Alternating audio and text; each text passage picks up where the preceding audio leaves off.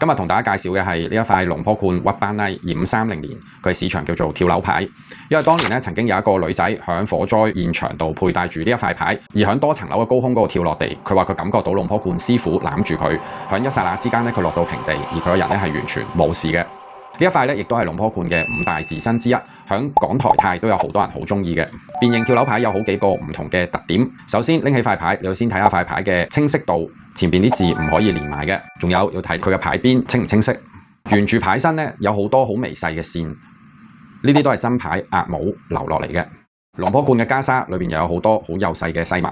師傅個樣有兩邊好似有眼袋咁樣，左邊咧係有粒的嘅。呢度呢一啲泰文嘅字母，其中去到呢一個位下邊有一點好似有條尾咁，上邊一個類似泰文嘅九字尾度都係有個點嘅。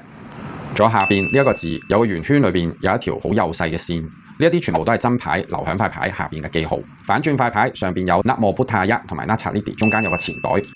喺錢袋嘅中間，如果用放大鏡睇，會見到有一啲好暗嘅打橫嘅線紋。最重要嘅一點係喺2530泰文3字後邊一定要有條尾。如果有條尾咧，佢就係流行帽；如果冇尾咧，價錢會平好多。最後一個點咧，佢哋亦都叫做續債燈，即係叫俾錢嘅點。喺個錢袋嘅下方咧，每一塊嘅真牌都會有一條暗線。如果你哋屋企都有任何嘅舊牌想出讓的話，聯絡下邊嘅呢一個 WhatsApp，隨時揾我。多謝你哋。